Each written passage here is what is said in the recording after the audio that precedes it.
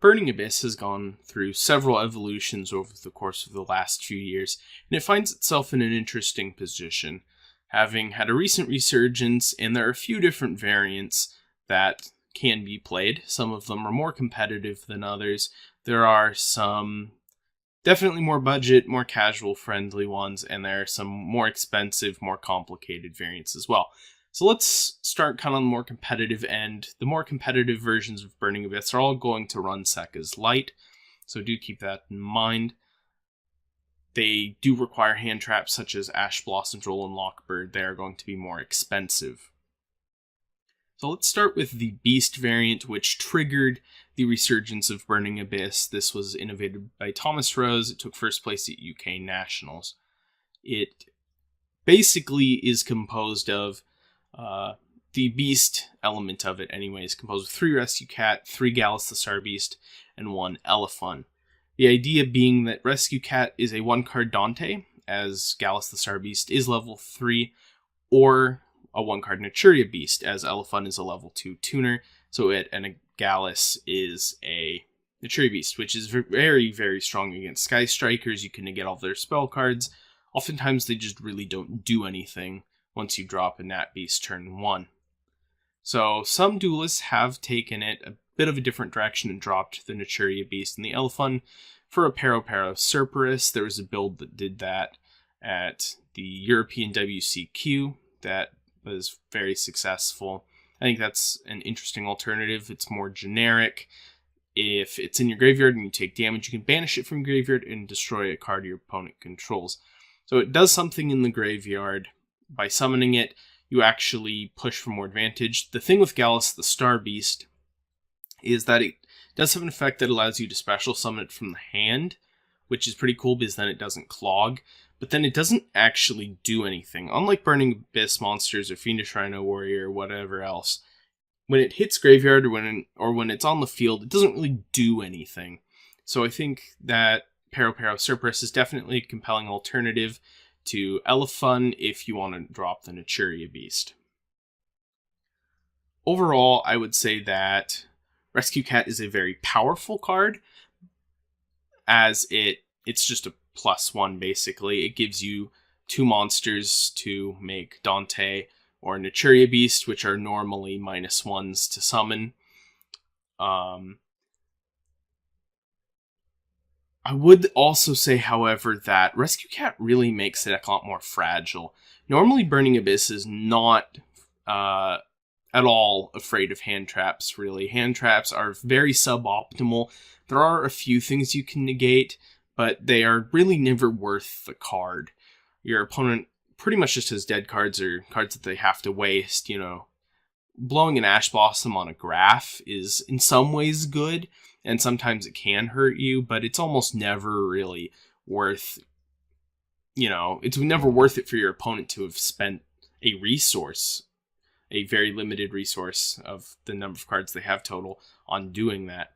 Rescue Cat is something that is worth Ash Blossoming. It is something that is worth Effect Veiling.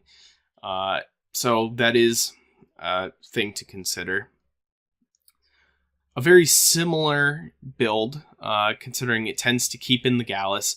Really, all the Sekka's Light variants usually keep in the Gallus. It's just a generally good card. It fixes a lot of awkward boards where Tour Guide got ashed, or Tour Guide or Rhino got Veilered or Impermanenced, and you can't really do anything.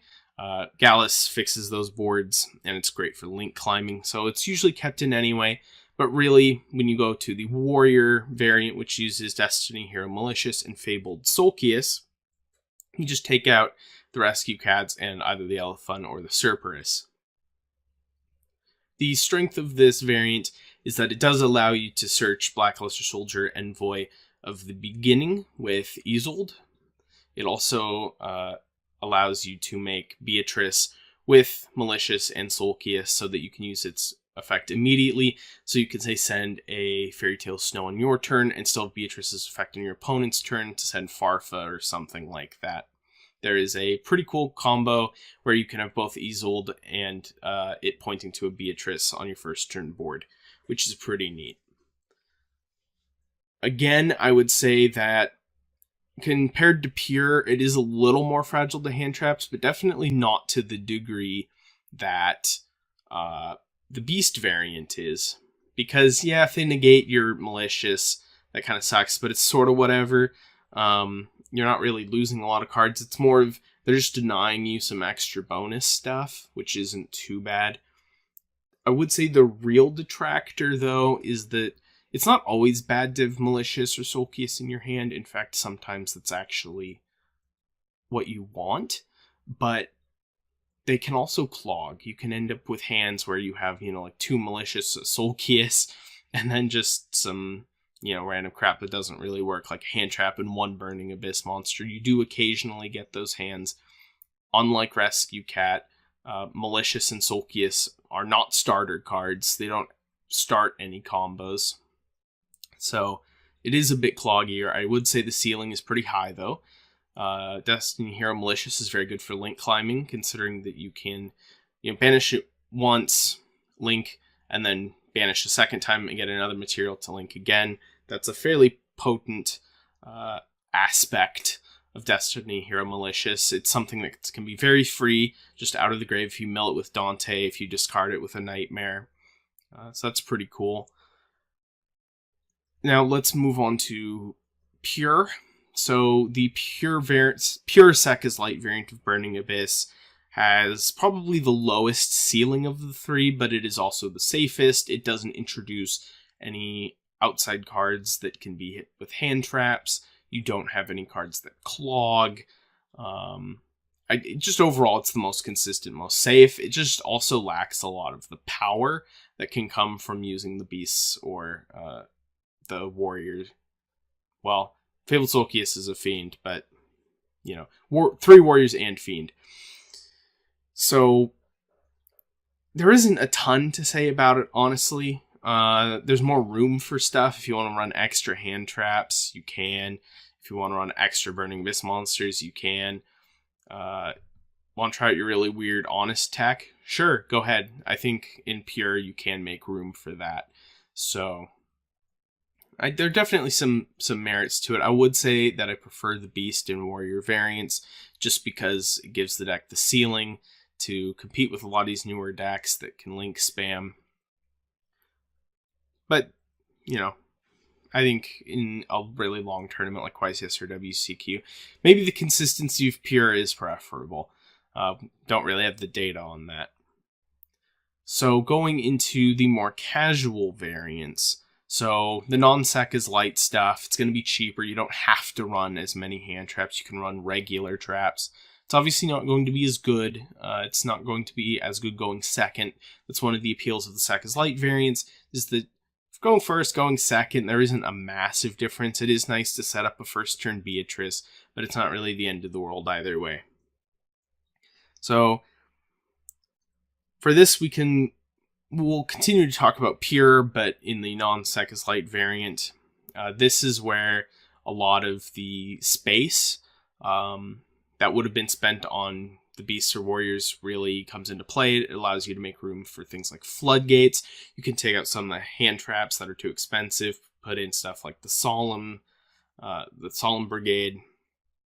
There's just a lot of stuff you can do. You can go back and play Phoenix Wing Wind Blast or Crown Cut or whatever if you really wanted to. I think it's fairly compelling. I don't believe that it's probably the most casual, I guess. It's probably the cheapest variant. I think it's also probably the weakest. There just isn't a lot about it that's super compelling from a power standpoint. You still have the same issues that Sekka's Light Pure does with not having a very high ceiling, and the traps are kind of slow. So they can bring down the ceilings of other decks with Floodgates, but with decks like Goki running around, Anti-Spell Fragrance and such is okay. It's not amazing. Burning Abyss can't really run Rivalry or Gozen Match. They can play through them if they have to, but you don't really want to be flipping them on yourself.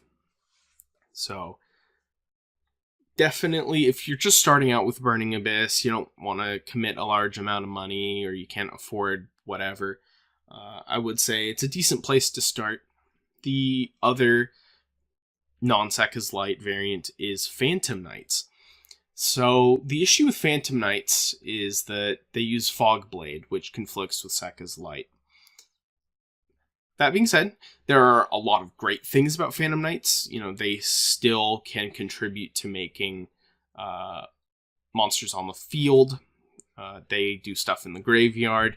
They're very versatile. They don't have a lot of clogging issues. They aren't really disappointing things to mill.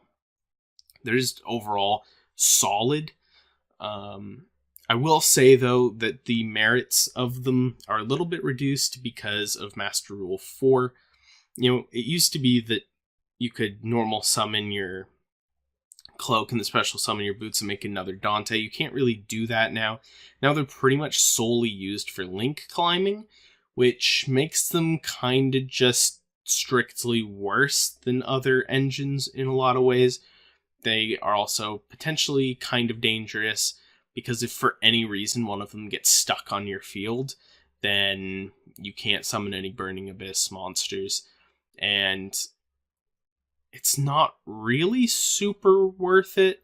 The other larger issue with non-Sekka's Light variants in general is that Gallus the Star Beast is not really viable, and so it can't fix weird boards where you have a Phoenix Rhino Warrior that's stuck, where you have a Phantom Knight that's stuck, or you have a Tour Guide that's stuck, and it prevents you from playing. You don't have that there to save you. That being said, Fog Blade is a searchable Fiendish Chain, essentially. That's a pretty good deal. Fog Blade is still a very potent card. It can be another negate that stops your opponent from extra linking you or whatever. So there's certainly some pros there. I personally would have to say that as far as the non-Sekka's Light variants, I think Phantom Knights are probably the way to go. They can be a little extra money. I think Fog Blades and Silent Boots are still decently expensive. Not too bad, though. And as far as the Sekka's Light variants, it's definitely between Beast and Warriors. I would have to probably say I'm leaning towards Beasts just because they have a better track record. Right now I am playing the Warrior variant, though. I think there's a lot of interesting things to be done there. There are a lot of different decisions you can make as far as what combos you're going to go for, what links you want to make. Do you want to use the Maliciouses now? Do you want to hold on to them so that you have a way to link climb later, etc.? So, yeah, I would say that that's kind of where I'm at on all the different variants. This was just sort of a brief overview of all of them. I didn't go super in depth, but if you have any questions, you can put them down in the comment section below. I can be a little more specific. I can elaborate on any specific questions you have. I might do a couple like test hand combo videos regarding different variants of the deck, and there it is. So those are the different variants of Burning Abyss that we're currently dealing with. I would highly recommend getting online, trying them all before you buy the deck. And I think most of them are a lot of fun. I think Burning Abyss is a lot of fun in this meta. So with that, I will see you guys in my next video.